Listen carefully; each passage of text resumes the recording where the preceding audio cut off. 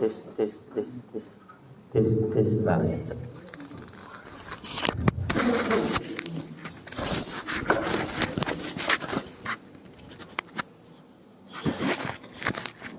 Innal hamdalillah nahmaduhu wa nasta'inuhu wa nastaghfiruh wa na'udzu billahi min syururi anfusina min sayyiati a'malina man yahdihillahu fala mudhillalah wa man yudlil fala hadiyalah. Asyhadu an la ilaha illallah wahdahu la syarikalah wa asyhadu anna Muhammadan abduhu wa rasuluhu alladzi la nabiyya wa la rasula ba'dah.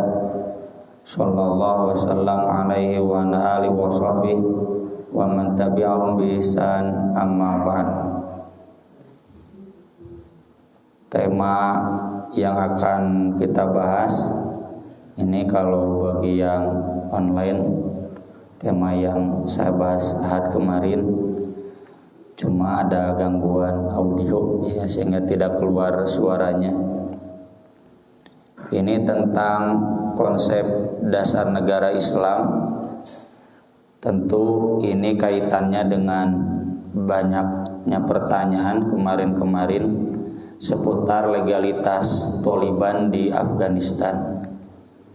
Dan kalau kita bahas dalil-dalilnya, bukan hanya Taliban tapi juga legalitas Indonesia sebagai negara Islam, termasuk Saudi Arabia dan negara-negara lainnya. Kita dikenal sebagai Ahlus Sunnah wal Jamaah.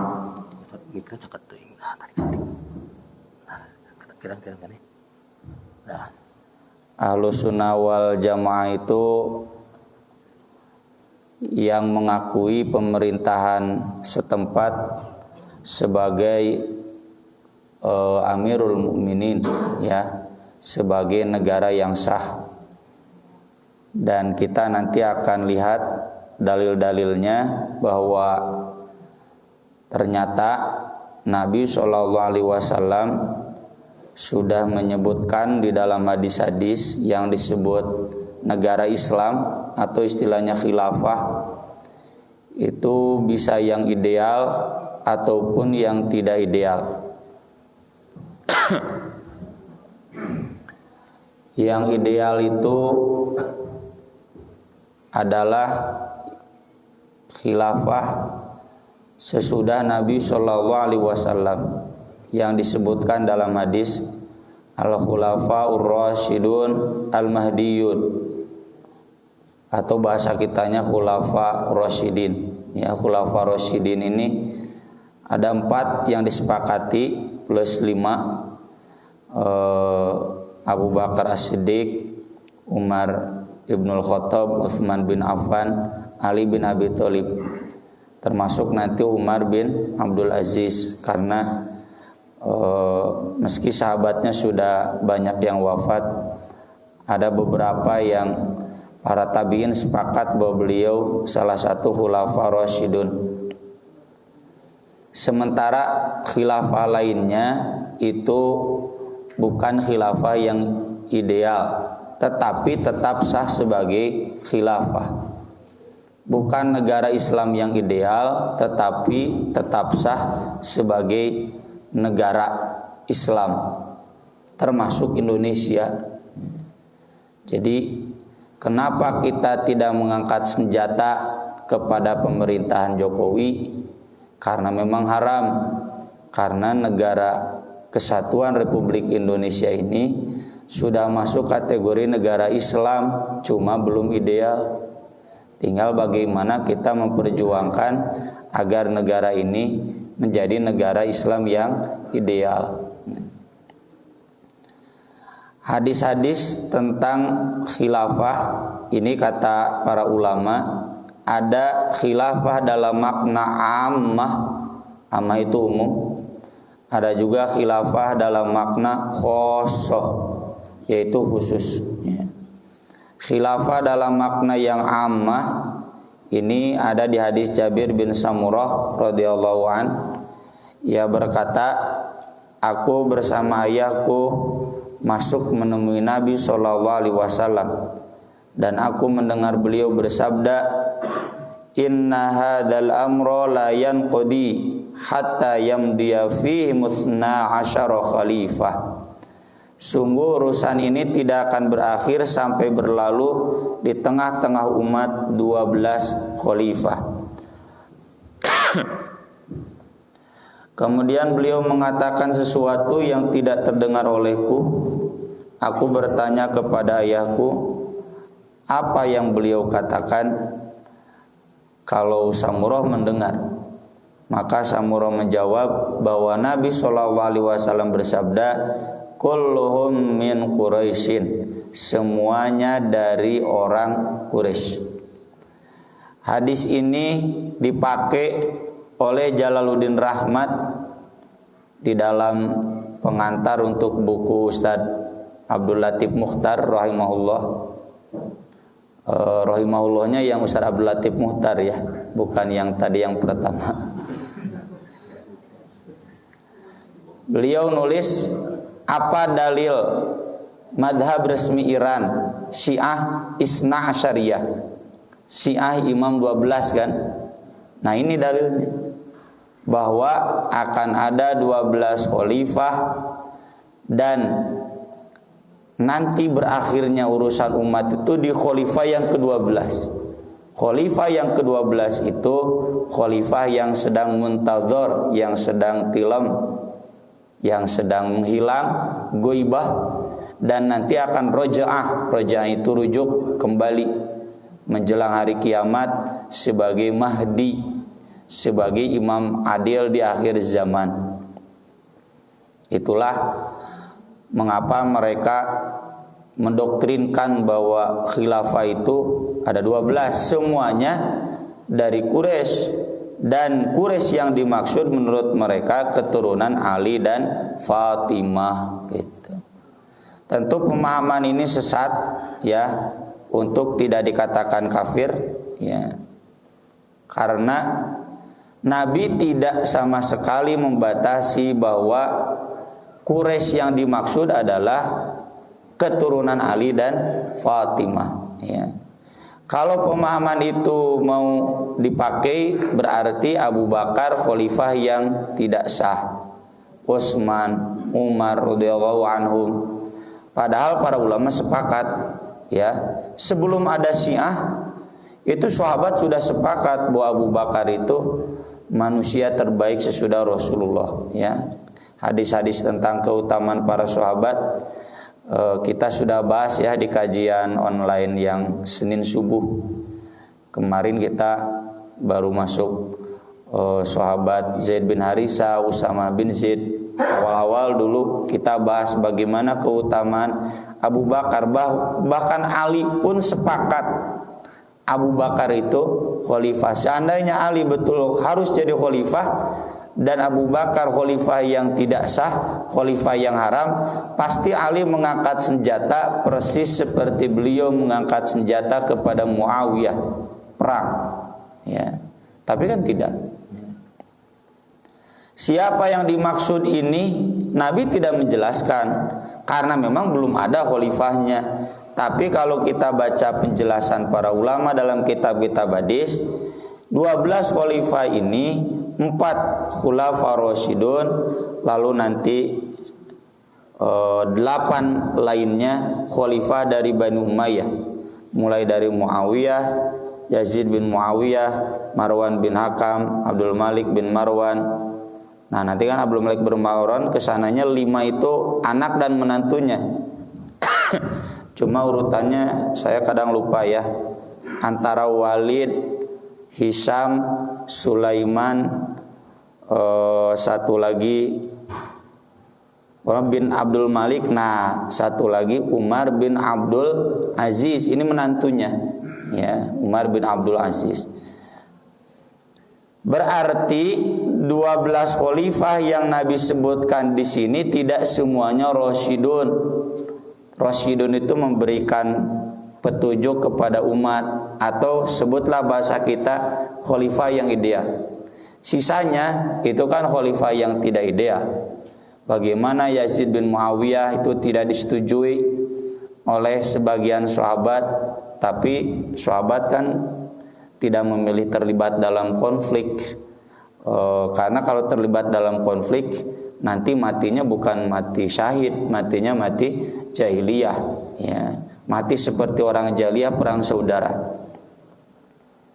Artinya berarti khalifah-khalifah selain khulafaur rasyidun itu pun diakui sebagai khalifah, ya.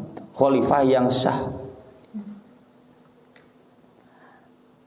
Kemudian dalam hadis lain, Bani Israel itu dipimpin oleh para nabi. Setiap kali ada nabi yang meninggal, maka langsung digantikan oleh nabi yang lain, ya. Ini tidak semuanya disebutkan di dalam Al-Qur'an. Minhum man qasasna 'alaik wa minhum man lam naqsus 'alaik. Yang 25 itu yang disebutkan namanya di Al-Qur'an. Wa innahu la nabiyya ba'di, tapi tidak akan ada nabi sesudahku.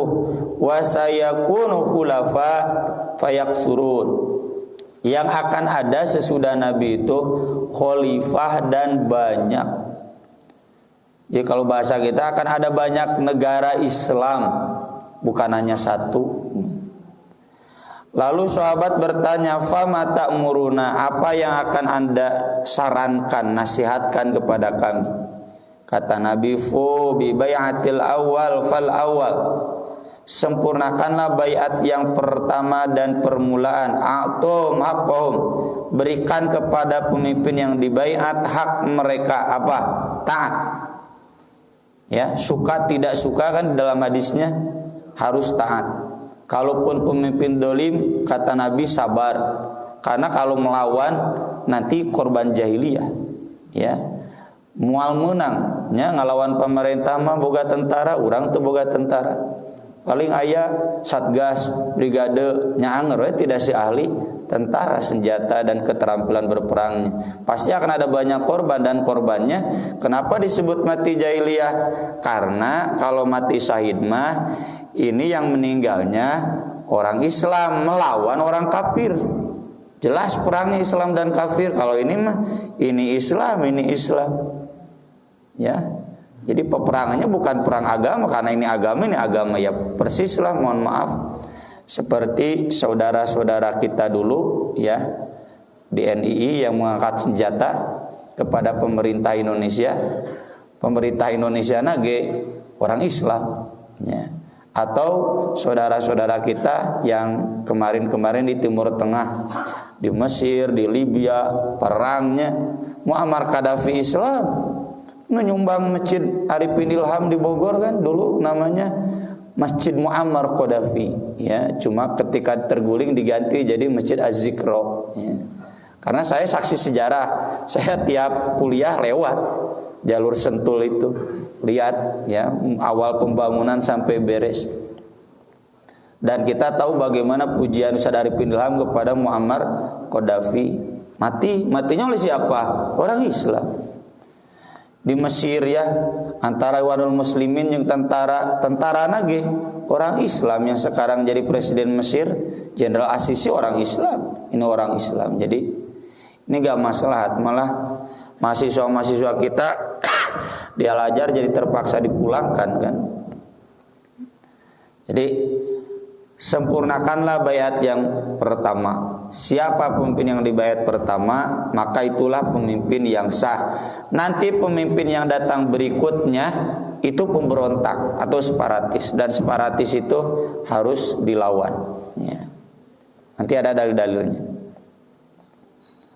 Jadi Nabi memerintahkan kita setia kepada khalifah, meski khalifah itu bukan khalifah yang rasyidun.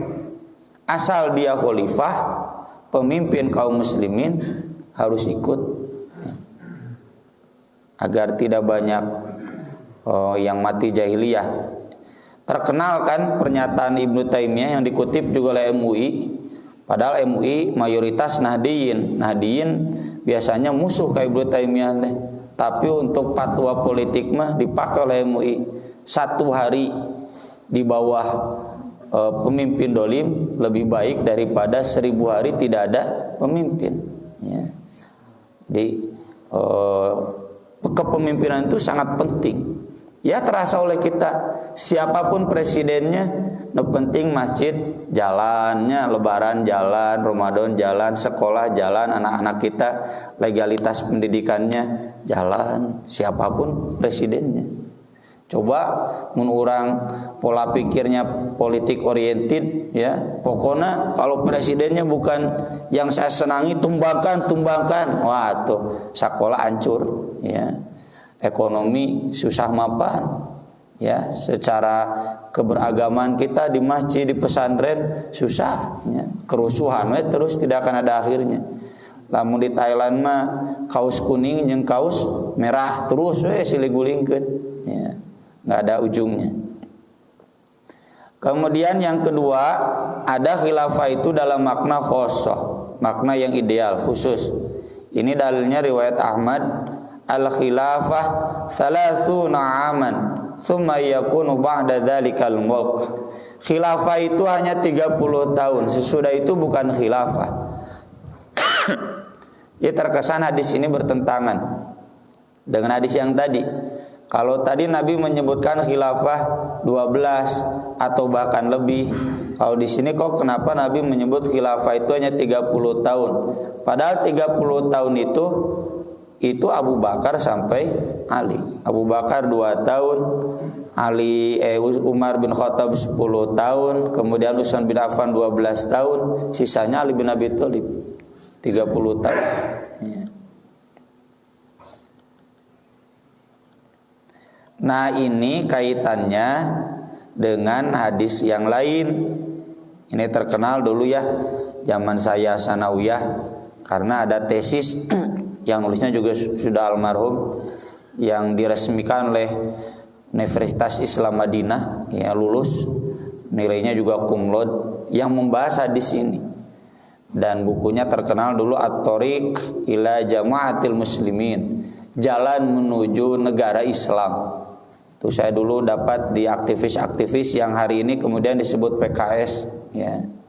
Dulu mah canaya PKS, canaya PK dulu mah.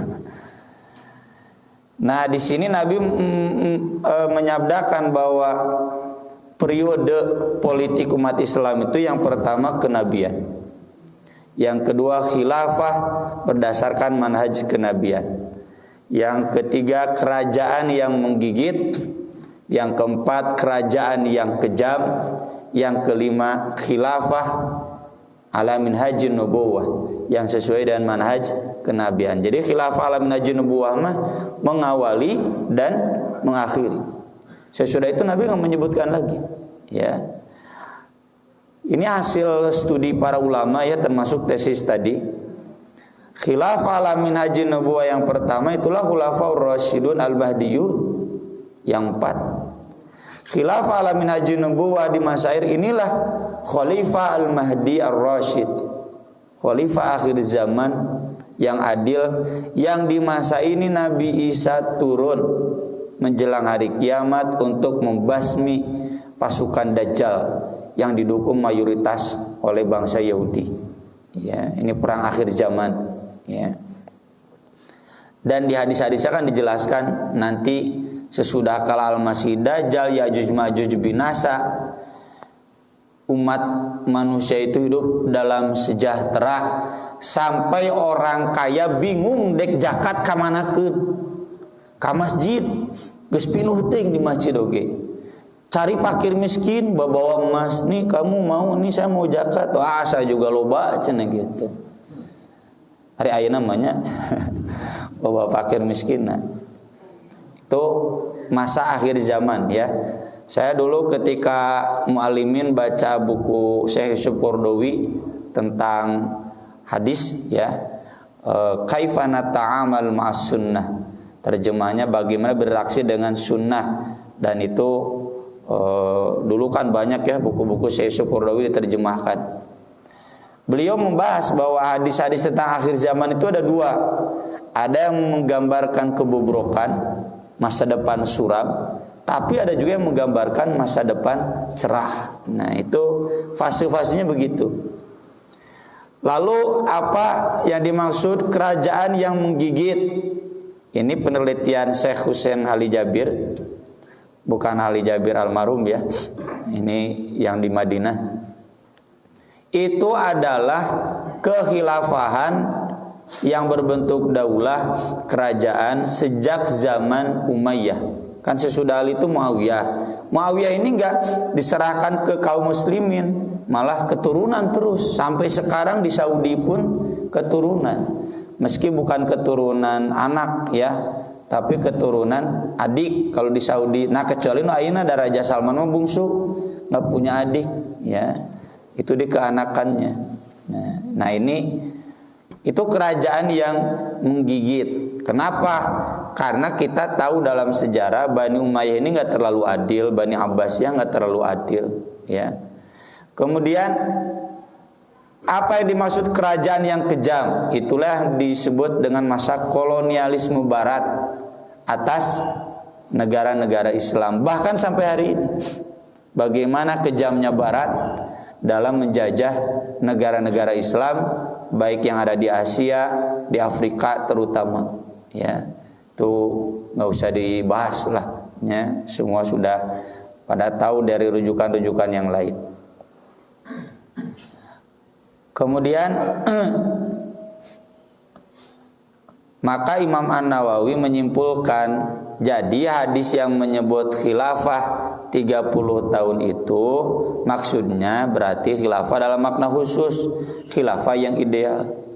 Kalau tadi khilafah 12, khalifah 12 atau bahkan banyak, itu khalifah dalam makna umum, pokoknya pemimpin kaum muslimin. Disinilah berarti khalifah itu ideal tidak ideal harus tetap ditaati. Maka dari itu dalam hadis ada banyak panduannya. Nabi SAW bersabda, akan ada pemimpin-pemimpin yang kalian kenal tapi kalian mengingkari mereka. Kenal ini orang Islam, bahkan kiai misalkan, tapi nah kieu gitu. Ya, tak udah disebutkan kieu nama. Ya. Siapa yang mengenali dan tidak terbawa arus, maka ia terbebas dari dosa. Ya. Asal tong kabawakeun. Siapa yang mengingkari, maka ia selamat. Mengingkari itu mengkritisi. Dan mengkritisi pemimpin itu bukan dengan senjata, nanti ada dengan lisan. Dan siapa yang ridho, manut pokoknya mah jadi tukang stempel. Cek penguasa gitu, wah buru-buru di stempelan, dijustifikasi, maka dia tidak akan selamat.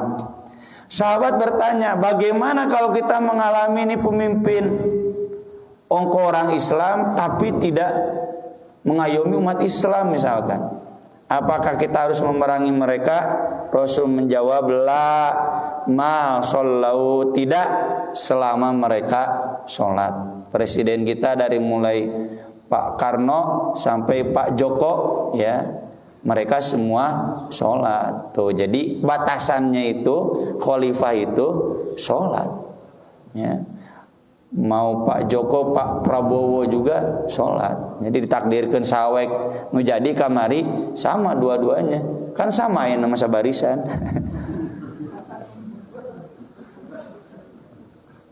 Sok hoyong we nya sumpang-simpang nambah politik.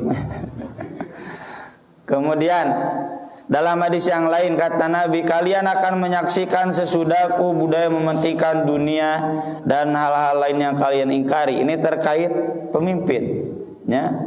Ari keur mimitina, wah datang ke umat Islam gitunya, minta suara, didukung malah ku kiai oge, ku habib oge. Ari kiai jeung habib geus ka penjara hare-hare, tah duka saeta, ya. Tong aneh, ya. Kenapa? Karena kepentingan duniawi. Ini bukan masalah benar atau tidak, tapi menguntungkan atau tidak, gitu kan dalam politik. Lalu sahabat bertanya, kalau kita menemukan budaya politik kepemimpinan seperti itu gimana? Kata Nabi, adu ilaihim haqqahum, berikanlah kepada mereka hak mereka, wasallallahu haqqakum, dan pintalah kepada Allah hakmu. Kalau kita nggak dipenuhi hak kita oleh penguasa, nggak apa-apa, nanti aja tuntut di akhirat. Ya, yang penting kita tetap mengikuti Amirul Mukminin, ya, pemimpin kaum mukminin yang ada di Indonesia, misalkan contohnya. Ya.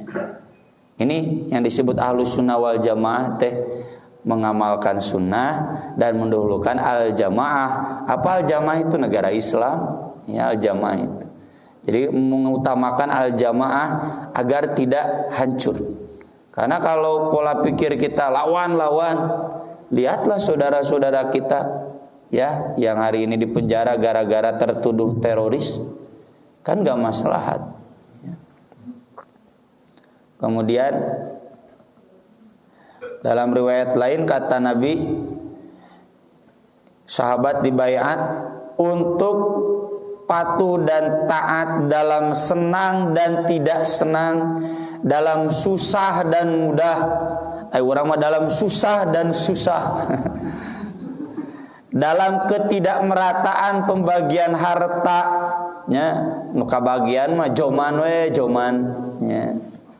Agar kami tidak melepas urusan ini meskipun orang hese diberena, ya, karena tidak pro dulu, ya, dari pemiliknya.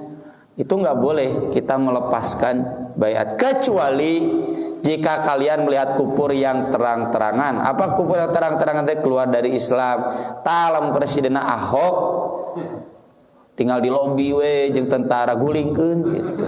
Tapi selama bukan orang kafir, ya harus ikut gitu. Kemudian dalam hadis yang lain, seutama-utamanya jihad adalah kalimat yang benar disampaikan kepada pemerintah yang dolim. Bukan senjata yang benar, tapi kalimat yang benar. Jadi kalimat itu kan ucapan. Inilah, mohon maaf bagi bapak-bapak ibu-ibu yang tidak setuju, yang dijadikan dalil oleh 212 kemarin mayoritas kiai di Indonesia. Kalau boleh saya sebutkan, demo itu afdolul jihad. Kalau saudara-saudara kita yang lain nggak boleh. Yang disebut kalimatu adlin itu duduk di depan presiden lalu menyampaikan perkataan dengan baik. Tuh mal didengi, ya. Moal, ya. Tuh usum ya nama. Eta nu gigireun lagi banyak kan kiai-kiai teu didarareng. Ya, jadi harus dengan kekuatan massa, tapi ya tentu kita nggak boleh seperti anak-anak mahasiswa ya. Nya diparodikeun presiden teh jeung DPR teh nggak boleh.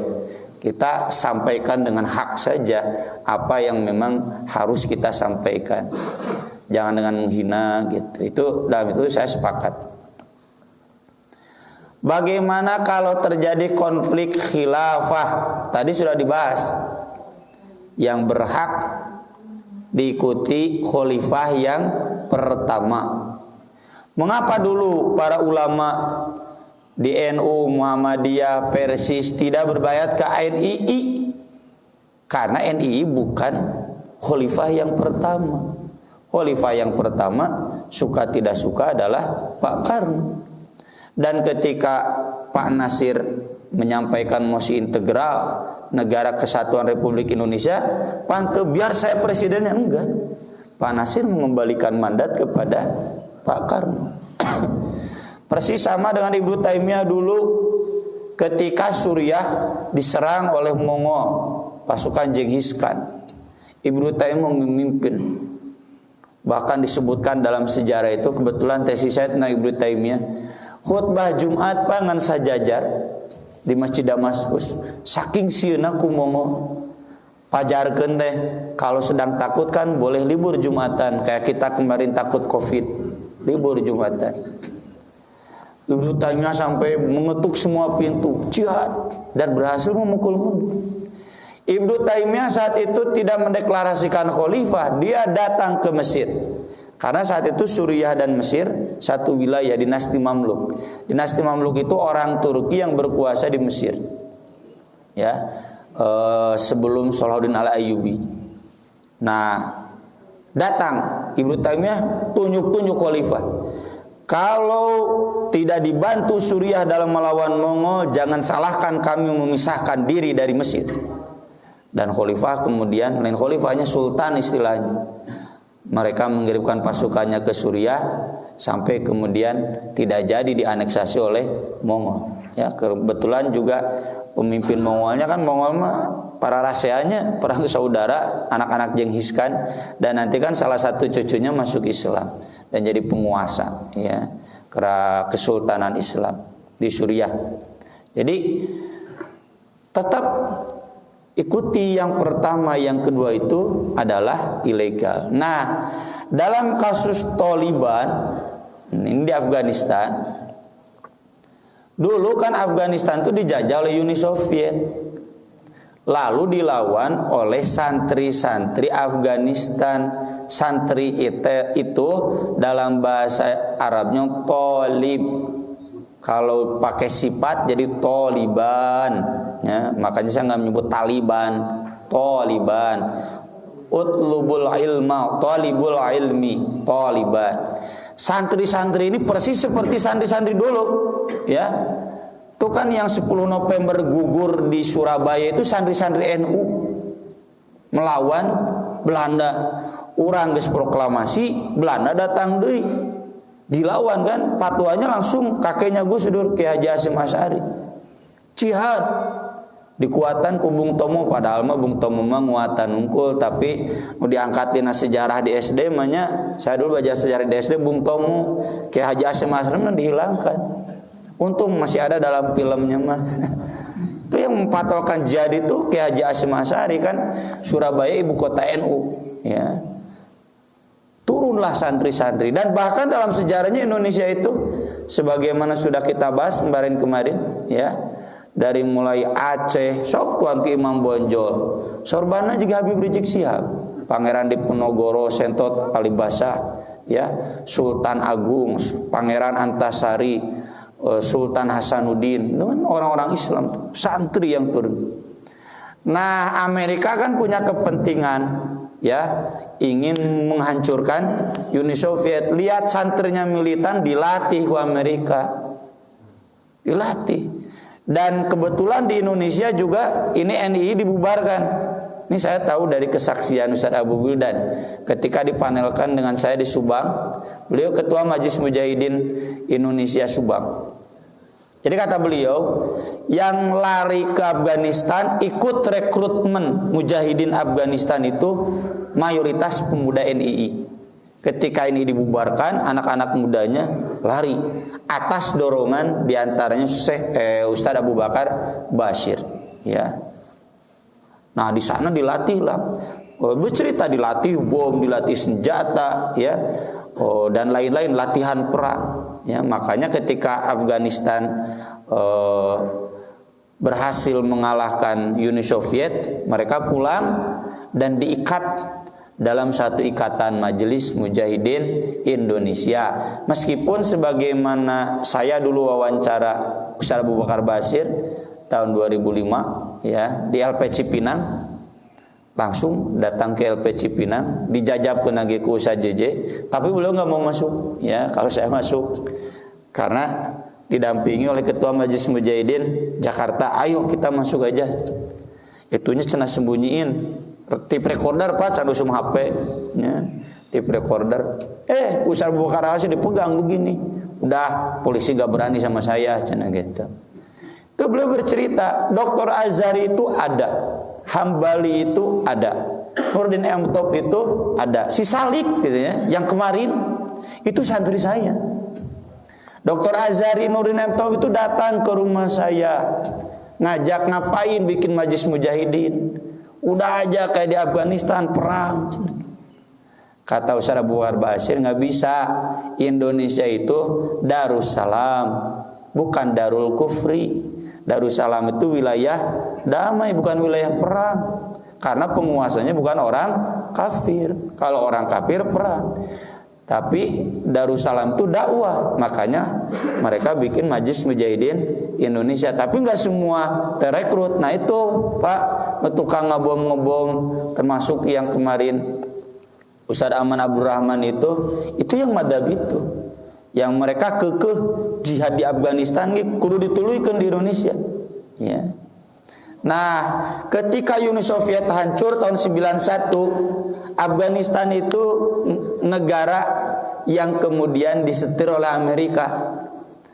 Ini Taliban gak puas, jadi Taliban ya berperang melawan penguasa boneka Amerika sampai berhasil tahun 96 berkuasa sampai tahun 2001 sampai Amerika datang lagi ke Afghanistan dan kemudian mengambil alih. Jadi kalau kita lihat Taliban itu pemerintah yang sah di Afghanistan, dia tuan rumah, dia yang berjuang. Sama seperti Indonesia dulu, ya umat Islam di Indonesia, kita yang berjuang atau orang tua kita yang berjuang dan mereka yang berhak menjadi pemerintah. Ya. Jadi Taliban itu begitu. Lalu tahun 2001 mereka diusir lagi oleh penjajah, persis seperti dulu Sultan Agung ya Kerajaan Mataram diusir oleh Belanda gitu. Kerajaan kesultanan di Nusantara diambil alih oleh Belanda selama 20 tahun sampai 2021 sekarang ya. Dasi Donald Trump kan tukang bisnis, cenah tuluy-tuluyan Amerika di Afghanistan rugi, cenah teu kaarti geus tarik kitu meunana mah ya. Ajak ngobrol cenah Taliban ya. Ngobrol ngesepek cenah gitu. Kalau bahasa Sunda mah. Nah, maka kemudian Taliban mengambil alih kekuasaan itu karena Taliban penguasa yang awal, bukan berarti memberontak menggulingkan kekuasaan yang sah. Karena kekuasaan si Karzai dan anak buahnya yang kemarin itu jelas penguasa bentukan Amerika gitu. Jadi untuk Taliban itu sah ngangkat senjata. Kenapa? Karena di hadisnya juga memang begitu. Tapi kalau untuk Indonesia, NII, KNKRI nggak bisa. Apabila dua khalifah dibaiat, di Afghanistan ada dua khalifah dari sejak awal. Antara yang dibentuk oleh Amerika dengan yang murni penduduk asli Afghanistan itu Taliban. Maka bunuhlah yang terakhir dari mereka. Inilah yang dijadikan dalil oleh Ali. Mengapa beliau memerangi Muawiyah? Karena Muawiyah dibaiat sesudah Ali dibaiat, termasuk juga mengangkat senjata kepada Aisyah yang datang bawa pasukan, dan Aisyah kemudian taslim ke Ali, mengakui kesalahannya. Ya Abdullah Zubair bin Awam gitu. Ya. Afghanistan itu pakai dalil ini, tapi kalau kita nggak bisa pakai dalil ini karena NKRI itu khalifah yang pertama, jadi nggak bisa. Jihad Afghanistan atau Taliban kita pakai untuk Indonesia, konteksnya berbeda.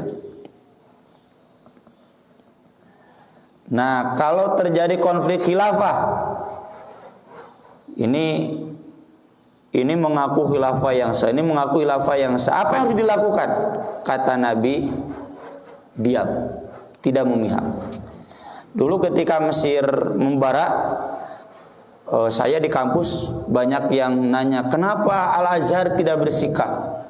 Padahal universitas Islam tertua di sana, syekh-syekh ada, cara rempewae cenah ulama teh. Saya jawab, sudah seharusnya begitu. Kenapa? Karena Ikhwanul Muslimin belum sah sepenuhnya sebagai penguasa. Buktinya militer tidak mendukung. Penguasa kan kudu boga militer. Terlebih Saudi Arabia kan sampai saat ini tidak mengakui Ikhwanul Muslimin sebagai organisasi yang sah Islamnya karena ada track record sebagai pemberontak. Dulu kan yang membunuh Gamal Abdel Nasser, presiden pertama Mesir, adalah Ikhwanul Muslimin. Makanya militer nggak pernah mau kepada Ikhwanul Muslimin. Al-Azhar diam sudah tepat. Lalu ketika yang menang ternyata jenderal militer dan gak ada tanding, baru Al-Azhar berbaiat ikut yang menang. Ya, ini kasusnya pernah terjadi pada zaman sahabat. Oh, ini hadisnya ya. Kalau ada khalifah ikuti, kalau tidak ada khalifah kabur. Ya, Jangan memihak. Ini juga yang dilakukan ulama-ulama Suriah ketika ISIS mendeklarasikan negara Islam di Suriah. Padahal negara Suriah masih ayat, cuma 50-50 kan? Ya. Apakah ulama di Universitas Damaskus termasuk Syekh Romdan Al-Buti yang terkenal itu kemudian bayat kepada ISIS? Tidak. Dakar perang, belum sepenuhnya menguasai. Ya. Kalau kemudian ISIS yang menang, mangga wae, tapi dah terbukti belum menang. Lalu kemudian sekarang kita tahu siapa yang menang, siapa yang kalah. Di zaman sahabat ini pernah terjadi antara Abdul Malik bin Marwan dengan Abdullah bin Zubair. Abdullah bin Zubair ini di Makkah, cucunya Abu Bakar, putranya Zubair bin Al-Awwam, Asma binti Abu Bakar, ibunya, putri tertua Abu Bakar. Abdullah bin Zubair ini sahabat yang soleh, yang kalau sholat kata para ulama tabiin seperti pohon nagen we gitu tuh kikian gitu ya. Karena lamanya Abdullah bin Zubair ini tim wahyu yang membuat mushaf Rosam Usmani, kan 4 orang, ketuanya Zaid bin Sabit, kemudian Abdullah bin Zubair. Abdullah bin Zubair ini yang kemudian ditunjuk jadi gubernur di Makkah pada zaman Utsman bin Affan dan terkenal kesolehannya, kedermawanannya. Kalau mengukur hati, para sahabat pasti milih Abdullah bin Zubair. Tapi masalahnya saat itu Abdullah bin Zubair memproklamasikan khalifah ketika Muawiyah sudah mengangkat Yazid. Ya. Disinilah konflik bermula. Yazid digantikan oleh Marwan, Marwan digantikan oleh Abdul Malik bin Marwan. 11 tahun di konflik antara Abdullah bin Zubair dengan keturunan Muawiyah. Sahabat nggak ada yang memihak. Tapi ketika kemudian Abdullah bin Zubair wafat, kalah dalam perang dengan Abdul Malik bin Marwan, Abdul Malik bin Marwan tidak ada tanding, baru Abdullah bin Umar menulis surat dari Madinah ke Damaskus menyatakan baiat. Sebelumnya Abdullah bin Umar tidak berbaiat. Ya. Jadi kalau terjadi di satu wilayah, naudzubillah terjadi di Indonesia ya, jangan. Seperti yang kemarin kita saksikan ISIS di Suriah dan Irak, kemudian di Mesir, di Libya, ya, di Tunisia, wah pokoknya ring of fire lah. Ya. Itu umat Islam itu diam. Ya. Kalau tidak ada penguasa yang sah, kalau ada penguasa yang sah seperti yang terjadi di Indonesia dulu dengan NII, ya tentu gabung dengan Indonesia. Ya. Atau kalaupun tidak mau terlibat, ya jangan ngelawan NII, dah kalaku mage orang Islam, ya. Kecuali kalau tentaranya. Nah itu kemudian nanti kalau sudah jelas siapa yang menang, baiat. Ya. Ini yang terjadi di Afghanistan ketika kemarin yang menang adalah penguasa bentukan Amerika, ya umat Islam ikut. Tapi sekarang ketika Taliban yang menang, umat Islam juga harus ikutan, kalah labur. Ya. Itu mungkin yang bisa kita bahas pada kesempatan pagi hari ini. Mudah-mudahan bermanfaat. Mohon maaf jika ada kekurangan dalam menjelaskannya. Dan saya buka termin tanya jawab. Barangkali ada yang mau ditanyakan dan bisa saya jawab. Mangga, ti bapak, ti ibu. Mangga.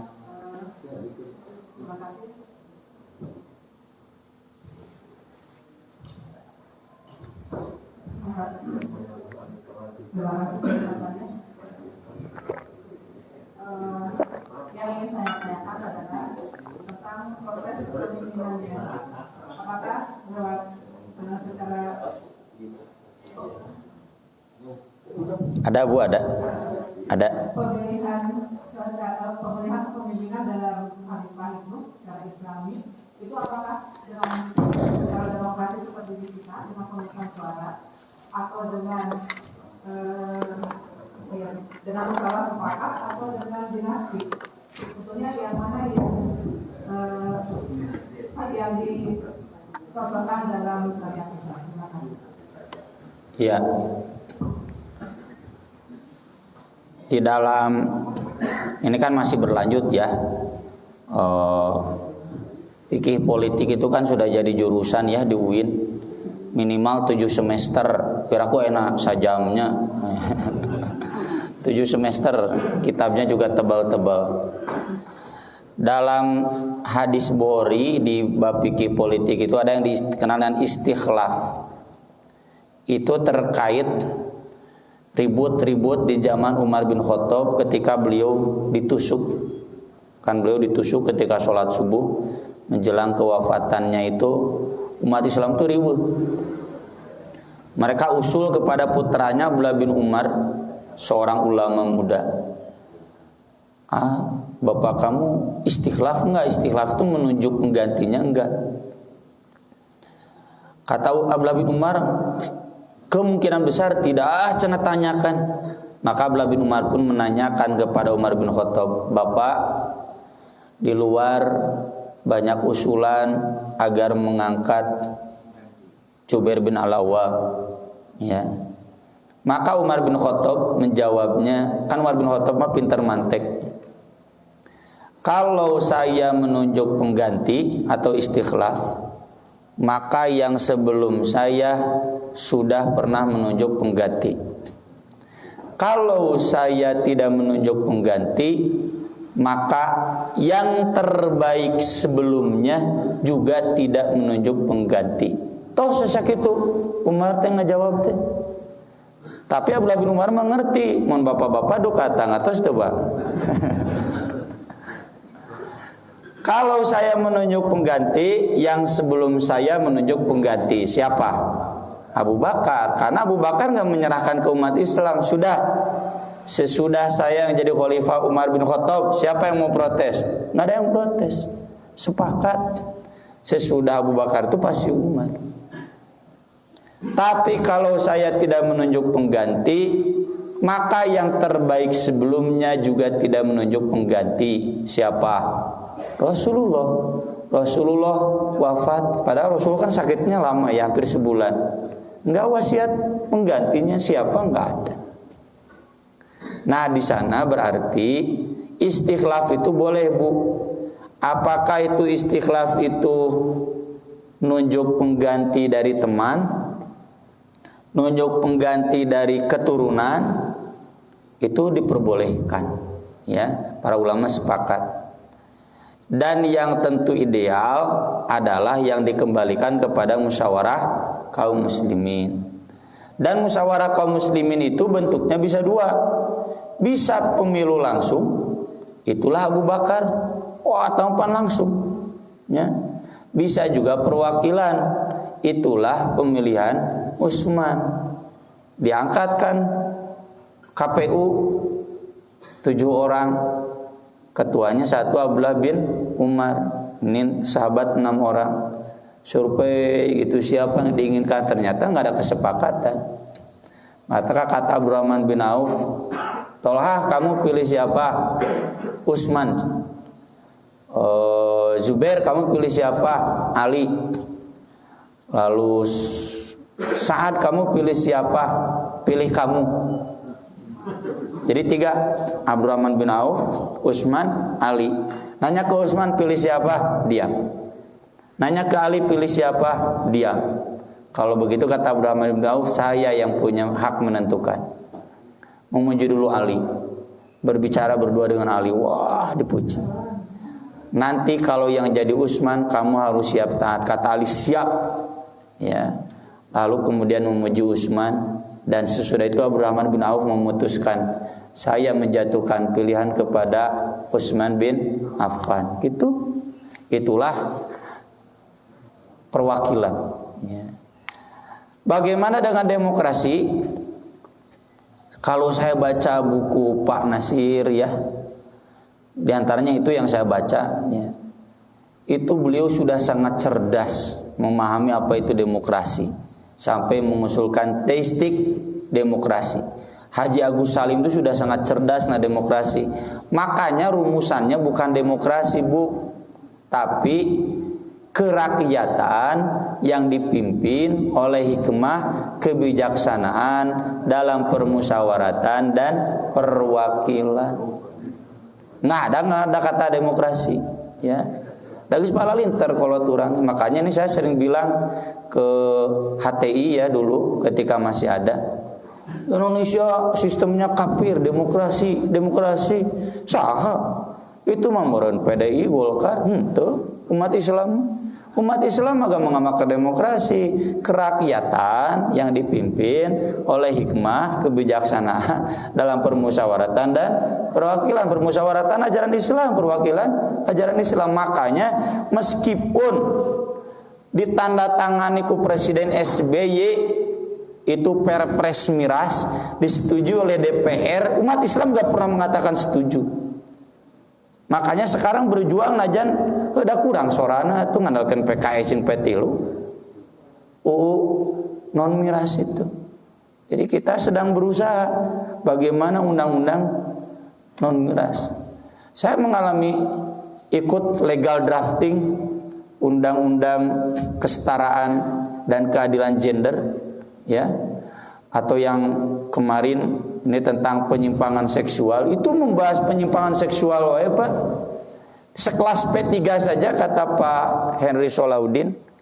Jadi kalau yang kota-kotanya itu udah agak liberal. Tapi kalau P3 yang kampungnya, wah, syariat Islamnya masih kuat. Jadi di P3 saja itu bertarung ideologi. Ya. Ini masalahnya di Indonesia ini sedang pertarungan ideologi. Ya, jadi kita ya harus ya bertarung, bukan berarti demokrasi kafir. Ya itu yang mengamalkan demokrasi saja. Nah kita mah tidak mengamalkan demokrasi, kita sedang mengamalkan kerakyatan yang dipimpin oleh hikmah, kebijaksanaan dan seterusnya gitu. Begitu mungkin Bu ya. Cukup ya. Satu lagi mangga. Ini Ustaz, ada hadis yang menyebutkan bahwa di akhir zaman akan muncul satu pasukan berpanji hitam, berbendera hitam. Itulah sebaik-baiknya pasukan dari daerah Khurasan. Orang berpendapat bahwa itu Taliban. Apa itu benar Pak Ustaz? Iya. Itu sudah dijadikan dalil sejak konflik tadi Abdullah bin Zubair dengan Abdul Malik bin Marwan. Tapi nggak tepat juga. Atau kemarin dijadikan dalil oleh ISIS. Makanya pasukannya hidung, benderana hidung, ya. Atau berharap itu dialami oleh HTI, makanya juga sama hitam. Atau PKS dulu, kalau sekarang PKS-nya sudah jadi The Jack, ya. Sudah oranye. Ya. Jadi yang tepat hadis itu yang saya tahu bukan dari Khurasan ya. Pasukan itulah pasukan nanti yang akan membasmi Dajjal. Itu ya, pasukan umat Islam di peperangan akhir zaman yang melawan Ya'juj dan Ma'juj, melawan Dajjal, melawan Yahudi. Begitu. Ya, itu ada hadisnya dan belum kesampaian zaman sekarang. Ya biasalah dalam politik mah justifikasinya. Wah ini hadisnya. Iya kayak dulu tokoh politik petilu naon dalil temenang milih Golkar wala taqruba hadhihi syajarah fatakuna minadh zalimin. Ulah ngadeukeutan tanggal ieu dolim cenah gitu. Ayat itu benar, tapi kan Nabi Adam nah jauh-jauh jangan temenang milih Golkar. Itu yang begitu-begitu normal lah ya di dalam dunia politik itu. Baik cukup Pak, saya mau sambung lagi kepada larang. Mudah-mudahan bermanfaat. Mohon maaf atas segala kekurangannya. Aku lo qouli hadza wa astaghfirullah li wa lakum. Subhanakallahumma bihamdik asyhadu an la ilaha illa anta astaghfiruka wa atubu ilaik. Wassalatu wassalamu ala Rasulillah. Wassalamualaikum warahmatullahi wabarakatuh.